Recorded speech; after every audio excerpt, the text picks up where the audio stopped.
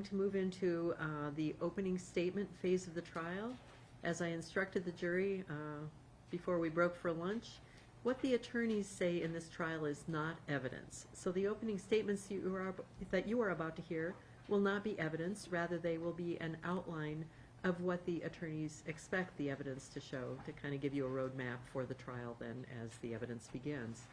And the state does have the burden of proof, so the state may go first. May it please the court, Your Honor. Yes. Counsel.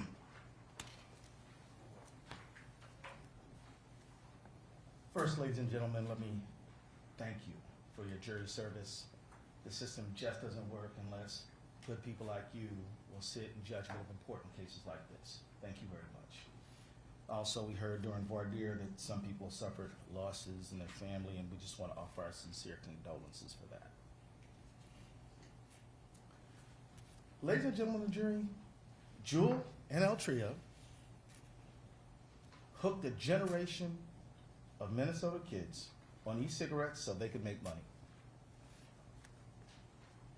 They baited, they deceived, they addicted a whole new generations of kids after Minnesotans slashed youth smoking rates down to the lowest level in a generation.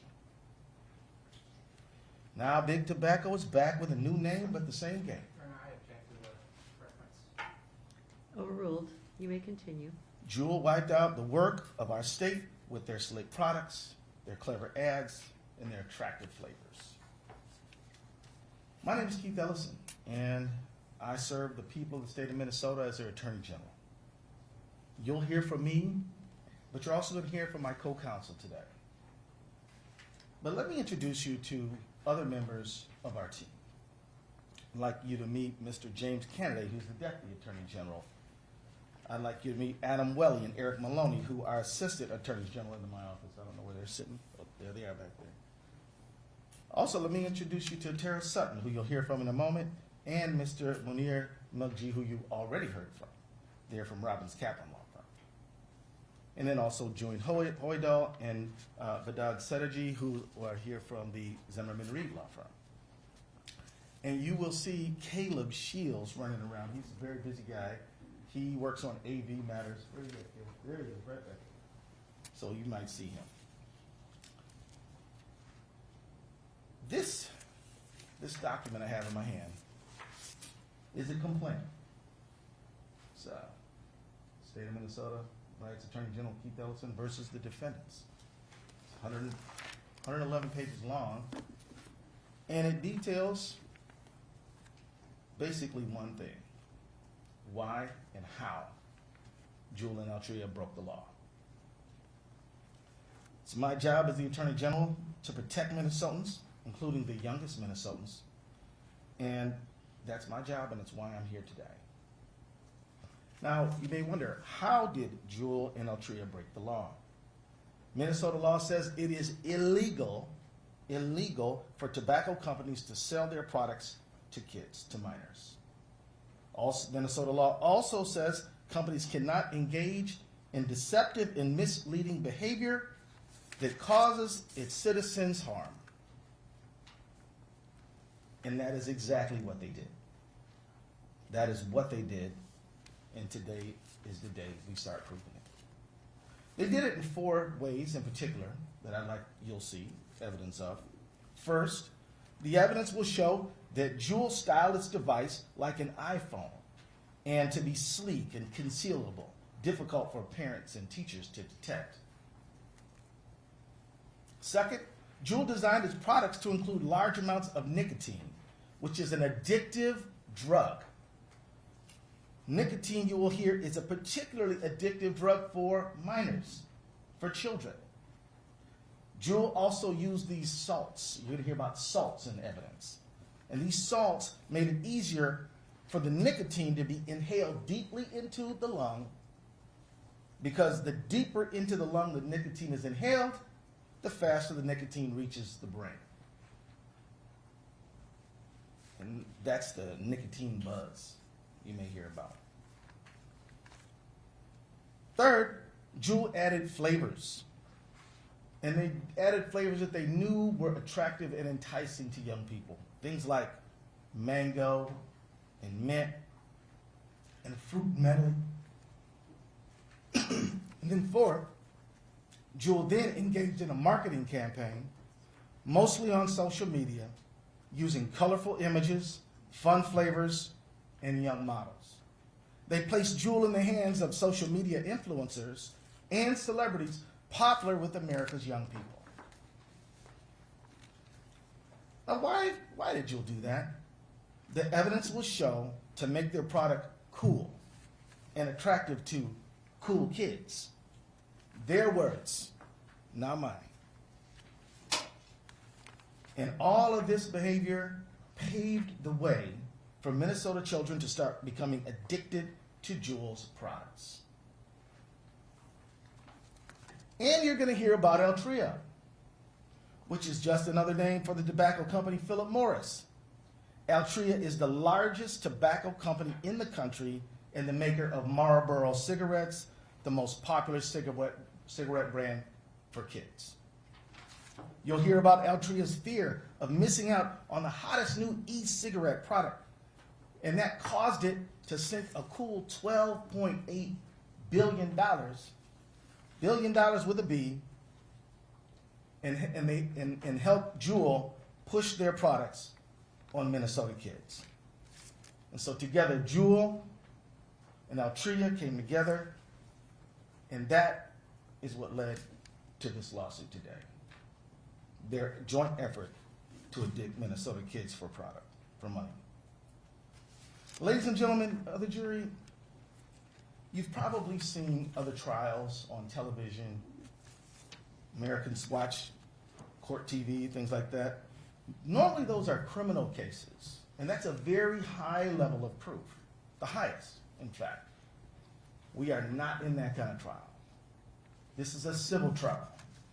And in a civil trial, what we do is we have a standard where we call it the preponderance of the evidence. And that just means it's more likely true than not. Something more than 50%.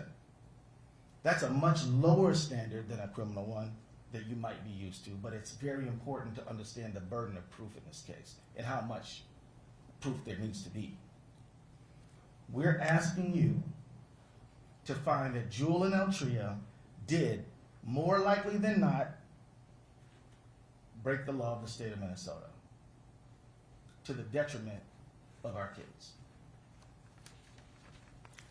Now, Minnesotans protect their children. That's what we're known for. Minnesota laws protect children from companies that violate our state laws. And that is what the evidence will show, that Juul and Altria attack the health of our children by violating the state laws. Now, young people are innocent, and they want to explore. Kids are attracted to what is shiny and what is cool, and that is exactly who Juul and Altria. This is argument, Your Honor. Mr. Ellison, I am going to ask you to get to the facts, if you could. Yes, Your Honor. Thank you. And the evidence will show that that is who Juul and Altria targeted. The evidence will show that we're not trying, that the state cannot child-proof the world, and we're not trying to. But the law provides that its citizens are protected from companies trying to deceive, manipulate, and mislead them, as we will show in our evidence. And especially, the law protects children from companies that engage in misleading and deceptive practices. The young people we're asked to protect, the young people Juul and Altria targeted, the evidence will show, they can't sit on this jury because they're too young. Objection, this is argument, Your Honor. Overruled. You can keep going, Mr. Ellison. But you can sit on this jury. You are on this jury, and you are empowered to protect the health and safety of kids under Minnesota law. Now, we're going to show how Juul took Big Tobacco's playbook and literally copied it and ran with it. They will try to claim that their nicotine-fueled e-cigarettes didn't addict kids or that it's everyone else's fault besides theirs. they refuse to take responsibility for their actions. For example, the evidence will show that they're going to deflect blame on Minnesotans' effort by saying we didn't spend enough money trying to reduce smoking, trying to stop them.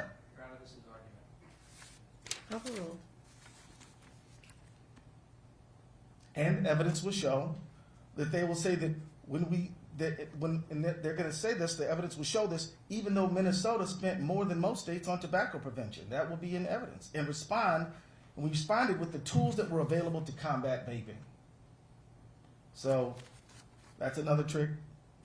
But it's hard not to understand that Juul and Altria were marketing to kids another slick, addictive e-cigarette, and the evidence will show that they will cast blame in all directions. Now, ladies and gentlemen of the jury, we're asking you to do nothing other than to believe your eyes and good judgment. You'll hear evidence that Minnesota eliminated a generation of youth cigarette smoking. Then Juul and Altria restarted the fire of nicotine addiction and accelerated the fire through their deceptive design and marketing aimed at getting kids hooked on their product. And you'll see Juul's advertisements, and you will see their internal documents showing how Juul copied Big Tobacco's playbook and their blueprint for targeting children. The advertisements, the Juul device, the flavors, they all are slick, artful, and cool, and the evidence will show that they were designed to be. Their products are dangerous. The evidence will show. The evidence will show that Juul rewires a kid's brain, and they become addicted to nicotine, and down the road, the evidence will show that they are at greater risk to start smoking and engaging in other risky behaviors. Why would this happen? Because the evidence is going to show that Juul and Altria were putting profits over protection of children. We're going to show you evidence that our state successfully reduced youth smoking to some of its lowest levels in its own history. And then comes Juul with their slick marketing, and then vaping skyrockets thereafter. Juul, with Altria's help, eventually got a stranglehold on the youth market for e-cigarettes. And what we need you to do in this case is just look at what they said and look at what they did. Believe your eyes.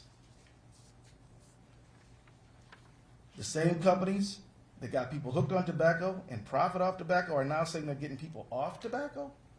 Is that common sense?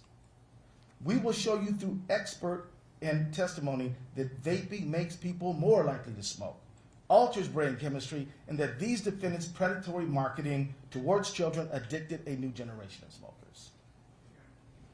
Argumentative, Your Honor. Move to strike. Overruled.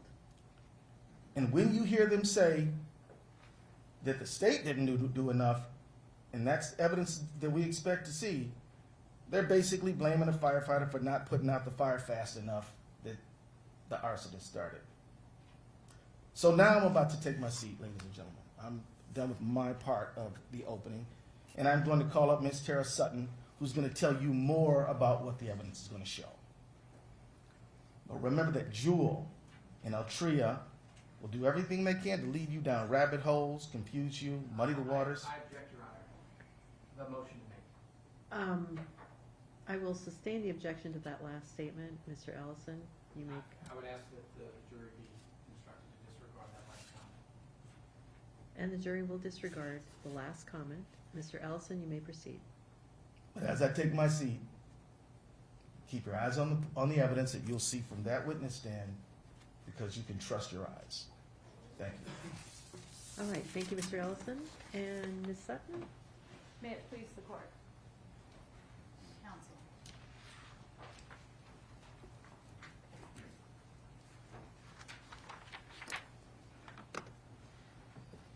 Good afternoon, ladies and gentlemen. My name is Tara Sutton, and I have the privilege of representing the state of Minnesota in this case. And I just want to add a few more details to what Attorney General Ellison just talked about. And then you're going to hear from counsel for Altria and counsel for Juul. Juul and Altria are going to try and weave a story for you.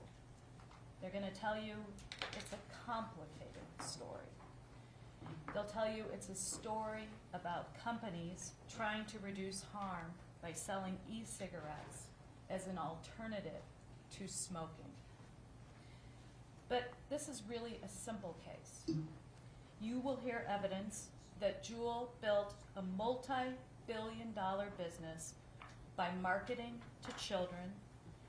You will see evidence that they hooked an entire generation of children, and then they sold out to Altria for billions, who poured gasoline on the fire. So this case isn't about helping smokers. Smokers, you will see, were just a smokescreen for the real goal, targeting children who had never used nicotine before to get them hooked on Juul. So let's talk about who the defendants are in this case. Altria. It's important to understand who they are when you see the evidence in this case. They own Philip Morris, the maker of Marlboro. Marlboro is the #1 brand smoked by kids in Minnesota. The evidence will show that. You will see evidence that when Altria bought Juul, they knew full well that Juul had a vaping problem with kids. Just like Marlboro, Juul had a kid problem. The state will show that Altria's purchase of Juul wasn't about reducing harm from smoking. It was really an attempt to keep control over the kid market for tobacco products. Juul, the other defendant in this case, you're going to hear how it was started by two young men named James Monsees and Adam Bowen, who met back at Stanford University, a college in California, back in the early 2000s. They decided they wanted to start an e-cigarette company, and they got a bunch of rich people to invest in it. First, they called the company Plume. Then they changed the name to Pax Labs, and ultimately they called the name Juul, which was the name they gave to the product, which is this trial is all about. This trial is about Juul. Juul is an e-cigarette. E-cigarettes are tobacco products. The main function of an e-cigarette is to deliver nicotine, which is the chemical that addicts people to cigarettes. Cigarettes and e-cigarettes both have nicotine. You will hear in this case how many kids don't even realize that e-cigarettes are tobacco products. They don't realize that they are addictive, and oftentimes they don't even know that they contain nicotine. You will also hear evidence that Juul's motives were financial. You will see evidence that Juul didn't want to just make millions. They were intent on making billions. And Juul's initial success with hooking kids was so great that vaping started to be called Juuling. This caught the attention, the evidence will show, of Altria. Altria bought 35% of Juul for $12.8 billion in late 2018. Altria bought them knowing full well that Juul had created an epidemic of children vaping that had spread across the country and it hit Minnesota. What happened to the $12.8 billion that Juul received? The state will present evidence that this money wasn't used to stop kids from using Juul. It wasn't used to deal with the youth problem. After Altria bought into Juul, Altria really took charge. Altria removed their own e-cigarettes, a product called Mark 10. They removed it from their shelves in convenience stores across Minnesota, and they replaced it with Juul. And they replaced it with Juul and set it right next to Marlboro, the #1 kid brand in Minnesota. And then Altria transferred one of their highest ranking executives. His name is K.C. Crosswaite, and you're going to hear testimony from him. They moved him right over to Juul to become Juul's CEO. So, What's the evidence going to show about how Juul became so successful that a big tobacco company like Altria would want to invest $12.8 billion? It's a story, the evidence will show, about targeting children. This is a violation of Minnesota law, and the reason the Attorney General brought this case. Now, you're going to hear evidence from documents in this case that CEOs of both Altria and a CEO of Juul admitted that Juul was responsible for the vaping epidemic. And the effects felt by kids were startling. Now, it's a kind of a busy graph, and I think there's screens right here that you can look at as well. But this is data from something called the Minnesota Tobacco Survey. And you're going to hear a lot about this in this case. The Minnesota Tobacco Survey is something that the Minnesota Department of Health conducts every 3 years. And they go in and they survey high schoolers and middle schoolers. So what does the data on this graph show? It shows that cigarette use was going way down, and that it had been going down for over 15 years. But that all changed when e-cigarette use hit the market. You see, the green line at the top, you see that tobacco use amongst children popped right back up to 20% when e-cigarettes hit the market. And why were youth vaping rates exploding in Minnesota? The evidence, we believe, will demonstrate that it was Juul. Juul dominated the market for youth cigarette use. And I'm sorry, I wish this were a little bolder for you, but this is a chart from another survey, and it's called the PATH survey. It's another survey you're going to hear the experts talk about in this case.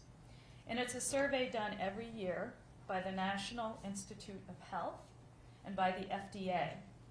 And what this shows is Juul's youth market share.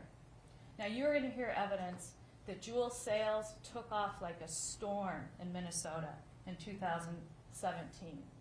What this chart shows is what Juul's market share was nationally. And you'll see that in 2017, they had 27% of the e-cigarette market for kids. By 2018, it went up to 37.9%. By 2019, Juul had over 65% of the youth market. So that meant more than 6 in 10 kids, when they got their hands on an e-cigarette, it was a Juul. The only comparable tobacco brand that was so popular with kids at this time would have been Marlboro, which commanded over half of the cigarette market for kids.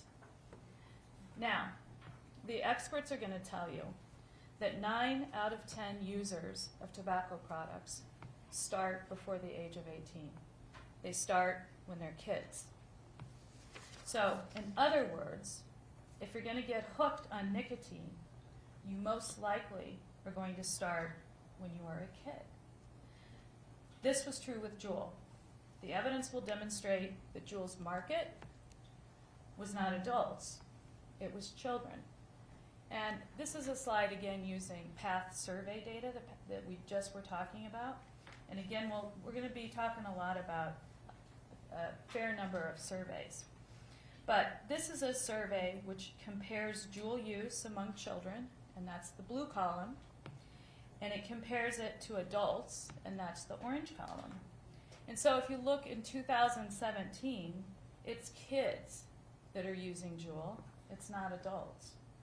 Only a very small percentage are using adults. And then we jump forward to the bars at the far right, the last column, and that's 2019. And you're probably going to hear from council that's when Juul started to change their ways, and that they stopped using fun colors and advertising fruit flavors and youthful models. But you'll see in 2019, Juul still remains far more popular with kids than adults. Well, how did Juul do this? How did they overtake an e-cigarette market? Our experts are going to talk about how they did it 4 different ways. They did it through their product design. They did it through flavorings. They did it through nicotine delivery. And they did it through marketing. So let's look closer at product design. The Attorney General talked about this briefly. Juul designed a product that was sleek, it was small, and it looked like a USB device. It was so small you can hide it in the palm of your hand. That design really made Juul easy for kids to hide it from their teachers and to hide it from their parents. You'll hear evidence that this product could sit on a nightstand, and when parents would come home, they might not even recognize it as a Juul, as a product that's delivering an addictive substance. It also looked cool. The packaging, the white packaging, looks like the packaging of an Apple iPhone. And you're going to see lots of documents about how Juul studied how to make their product look like a tech device, to make it look like a cool Apple product. You will see evidence, you'll see advertisements where they put Juul right next to an iPhone as part of their advertising. And why did they want to do that? You'll hear evidence that iPhones are by far the most popular phones with kids. And then in this slide on the right-hand side, you see all those little color rectangles. Well, those are pods. And the pods is where the nicotine is contained. And those colors represent the different flavors that are in that nicotine. So, what are these flavors? Well, at the top, they're the traditional flavors that you could buy Juul in. You could get it in classic tobacco, Virginia tobacco, and menthol. But Juul also made other flavors that attracted kids. Flavors like fruit, which sometimes they called fruit medley. They had a flavor called creme, which sometimes they also called creme brulee, like the dessert. And then there's mango and mint on the left-hand side. The evidence in this case will show that those two flavors were the most popular flavors with kids. Now, there shouldn't have been any doubt that flavors attract children to use nicotine. The FDA told them. This is the commissioner of the FDA. We know that flavors play an important role in driving youth appeal. In the Minnesota Department of Health, you're going to hear evidence that they tried to do something about this. They devoted significant efforts to raise awareness among educators and parents about youth vaping. They issued warnings that flavors would cause teens to take up e-cigarettes, and that these flavors would make e-cigarettes harder for kids to quit. Now, you're going to hear from Juul that they voluntarily quit selling flavors. But Juul, they're not going to tell you the whole story. Here's what the evidence is going to show. First, they only did it when they were under the gun from regulators and from very angry parents. Second, they didn't do a really good job of pulling flavors. They could have done a recall. They could have pulled the flavors off the shelves of the convenience stores. You'll see evidence that Altria, because they were involved at Juul at this point, they thought that was a good idea. Go get the flavors off the shelf. But the evidence will show that that didn't happen. And instead, the popular flavors that kids like lingered on the shelves long after Juul had said that they had pulled them. And then there's mint.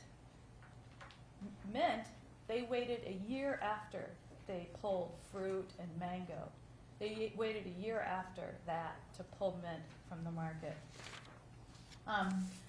You're going to see evidence that Juul's decision to take action on flavors was just too little, too late.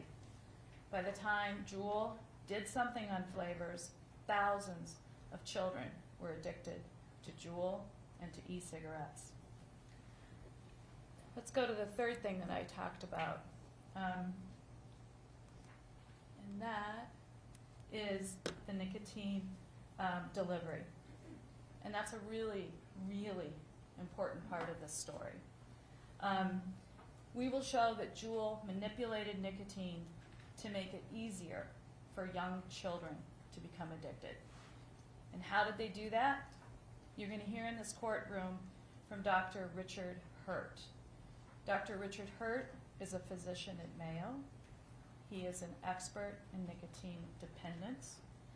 Dr. Hurt will explain that Juul manipulated its nicotine to make it more addictive than other e-cigarettes that were on the market. And how did they do it? It's up here on this slide. First, they used high levels of nicotine, higher than other e-cigarettes. But that really created a problem for them, because these high levels of nicotine, when you inhale it, it's super harsh. It hits the back of your throat, and it makes you cough, and it makes you gag. And that's especially the case with kids who've never tasted nicotine before. And because the youth market was really Juul's target, they needed to do something about that. They needed to figure out how they could deliver high nicotine so it wouldn't be harsh.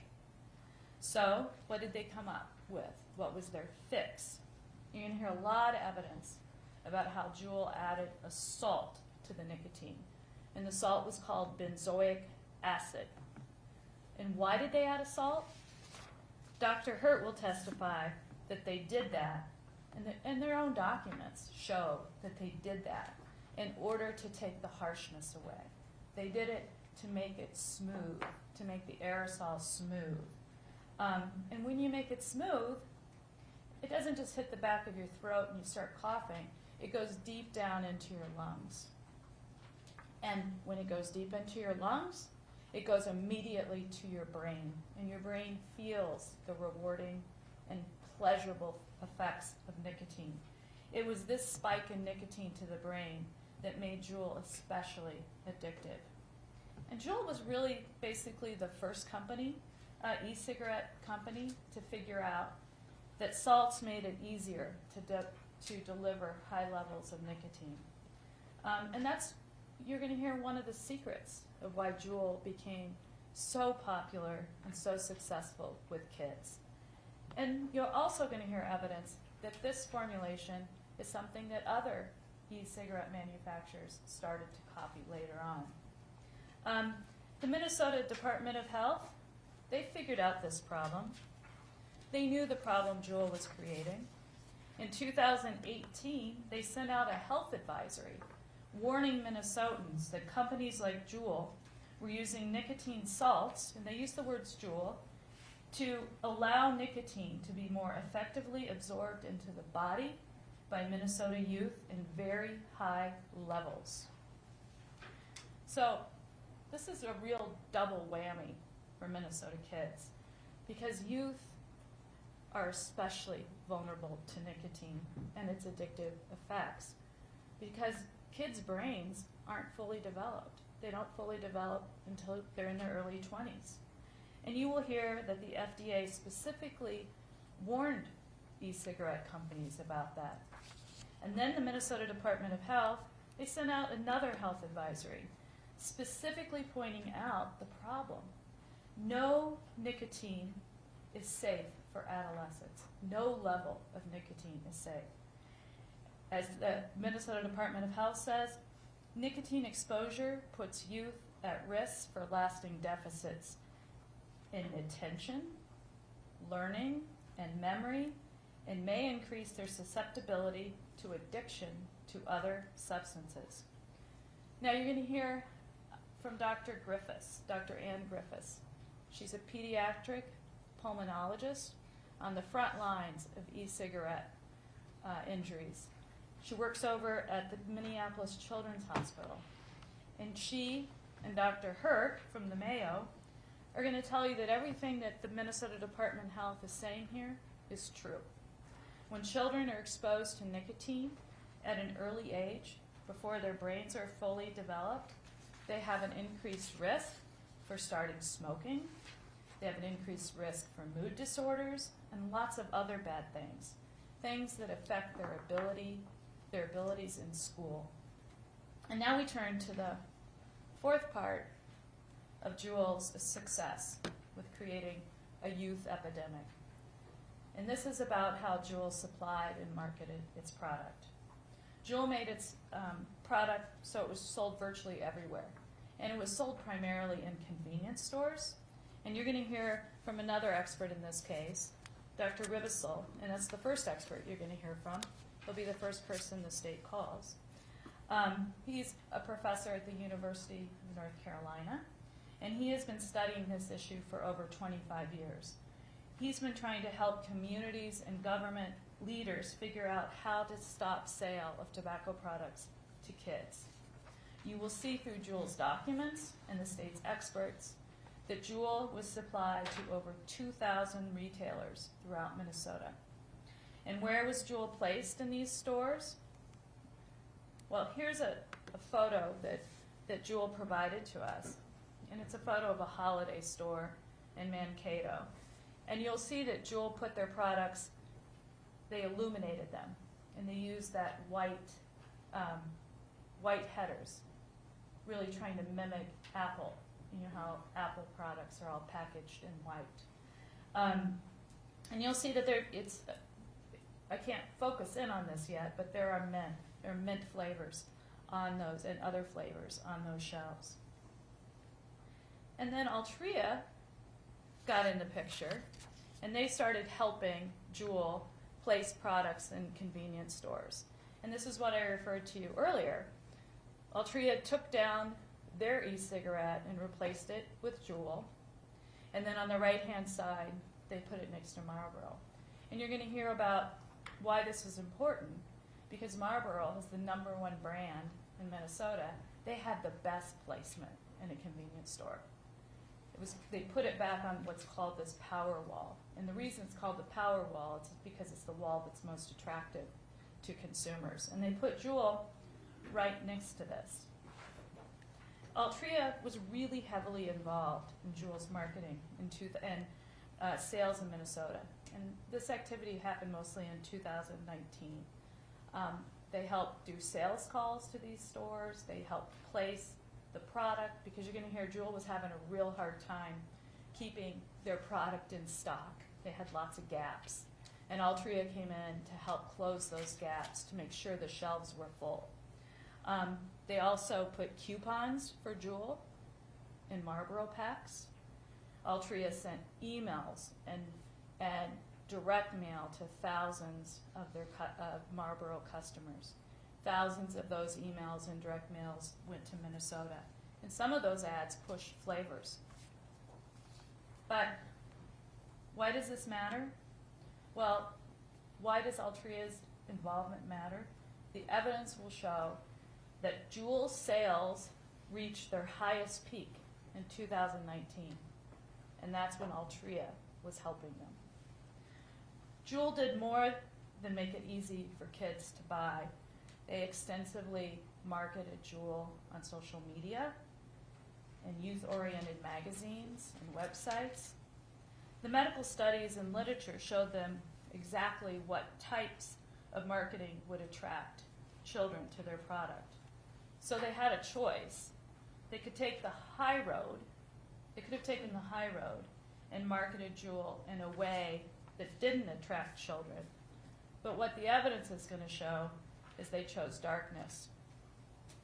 So here's a statement. It's a little busy, but it's from the Surgeon General in 2012. And the Surgeon General here explains what a responsible tobacco company should do. And this is because young people are more vulnerable to marketing than adults. And what the Surgeon General says is that smoking should not be portrayed as cool, sophisticated, rebellious, or fun-loving. Because why? Because teens will respond to that sort of imagery by copying that behavior and try tobacco products. But what did Juul do? This slide is just a compilation, and it's busy again, I'm sorry, of some of the advertising and marketing that Dr. Rabizzle will discuss in this case. You can see Juul used youthful images. They show Juul as playful, cool, and young. They particularly focused on their flavors. You see the Instagram posting for mango. In the bottom left-hand corner, you see the creme brulee portrayed with actual desserts next to it, showing how sweet it is. And then up right before the Instagram picture, this is another thing we're going to talk a lot about, is how they place Juul in the hands of popular celebrities that appealed to kids. So that's Katy Perry holding a Juul. And I think she's sitting next to Orlando Bloom. So you're going to see a lot more evidence about this during the trial. And this marketing worked with kids. We saw that. We saw how huge of a market share Juul got with children. So after the regulators and the parents started coming after them and getting angry, you'll see that Juul switched their advertising to portray aging smokers. And then they eventually had to give up all their advertising. But the evidence will show that Juul, after they got their hand caught in a cookie jar, their change of course came really too late for kids. The damage was done. And we think the evidence will demonstrate that what defendants did was a violation of Minnesota law. In Minnesota, it's illegal to sell tobacco products to minors. To stop that from happening, tobacco companies like Juul and Altria have responsibilities. They have responsibilities to kids. They have responsibilities to make sure they don't design a product that's attractive to kids. They have a responsibility to engage in responsible marketing that's not attractive to kids. They have a responsibility to put warnings on their product that inform kids of all the risks of their product. And they have, when they know, if they know something's bad's happening, it's getting into their kids' hands, they have an obligation to conduct effective youth prevention to make that stop. And you're going to hear about what types of youth prevention would have worked better. The evidence will demonstrate that Juul and Altria failed in all 4 of those boxes. Now, Minnesota law protects consumers from fraudulent business practices and false or misleading advertising and promotion. These are called Minnesota Consumer Protection Laws. The evidence will show that defendants violated these laws, and Judge Miller, at the end of the case, will give you instructions about what these laws say. Defendants' violations of Minnesota law had bad consequences. You'll see here, this is the Minnesota Youth Tobacco Survey from 2004 to 2014. This is before Juul came on the market. That the number of kids that were smoking in the past 30 days, and that's an indication that if you're smoking in the past 30 days, the experts will show you this is a kid who's a regular smoker. And you will see that the use of tobacco products as cigarettes had plummeted. That it had gone down to 10.6% among high schoolers. That it was down to less than 2% amongst middle schoolers. And the state will have experts that will come in and testify that Minnesota and other states were approaching a tobacco endgame, where they thought we were winning the battle against cigarette smoking. But of course that all changed, as you saw, when Juul hit the market. So how did Minnesota do it? You're going to hear from an expert named Dr. Frank Chalupka. He's a tobacco economist who has dedicated his career to tobacco control. And he will say that Minnesota achieved this success by its comprehensive tobacco control programs, through its state and community activities, through its quitting programs, and through counter-marketing. And counter-marketing is marketing, you've probably seen it on TV, to try to discourage people from smoking and using tobacco products like e-cigarettes. But Minnesota's accomplishments were erased by e-cigarettes and the youth market leader. This again is a report from the Minnesota Department of Health saying that the vaping industry erased 10 plus years of Minnesota's progress in lowering youth tobacco use. Now, you're going to probably hear Juul claim that youth vaping rates have started falling in recent years. They really started falling after COVID. They're starting to go back up. But during COVID, kids were stuck in their house, oftentimes with their parents. So that did have an impact on vaping rates. But disturbingly, now that kids are back in school, we're starting to see it creep back up again. And then, in any event, what happened with Juul is still being, you'll hear evidence that the effects are still being felt in Minnesota. The damage is still there. You will hear from our experts that the vaping epidemic caused by these defendants cost the state more than $265 million in damages in the form of lost tobacco control efforts. That's how much the state spent trying to bring smoking rates down, and it was all erased when Juul hit the market. You're also going to hear a lot from the defendants that Juul helps switch adult smokers to vaping, which they claim is less dangerous. But we don't believe they're going to call a single medical doctor to the stand to make this claim. Why is that? Doctors don't use Juul to stop smokers from smoking. Switching from cigarettes to Juul just means you remain addicted to nicotine for life. That is what the science will show, that is what the documents will show, and that is what the state's experts will show. In fact, you will hear our expert, Dr. Melissa Harrell. She's an epidemiologist from the University of Texas. She will testify that the risks to children of vaping are greater than the benefits of Juul to adult smokers. She will testify that if a kid vapes, they have more than a double increased risk of taking up smoking. It's called the gateway effect. You're going to hear a bit about the gateway effect. She's published this. Her study shows that 1.66 million kids will become smokers after starting with e-cigarettes. And that causes illness. So the state's economist, Dr. Frank Chalupka, he has calculated that this gateway effect to cigarette smoking could cost the state as much as $45 million in damages. So, just to finish up here, this is a part of a letter from the American Academy of Pediatrics, a letter that was joined in by a number of public health groups. This was sent to the doctor groups, and this was sent to the FDA.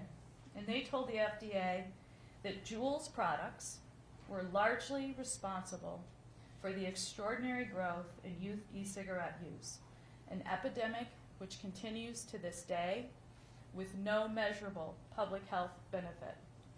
So these defendants, as you will learn from the documents that are going to be introduced into evidence in this case, turned their back on Minnesota children.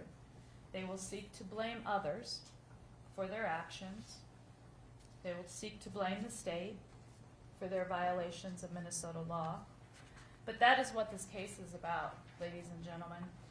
The accountability of Juul and Altria for violations of Minnesota law.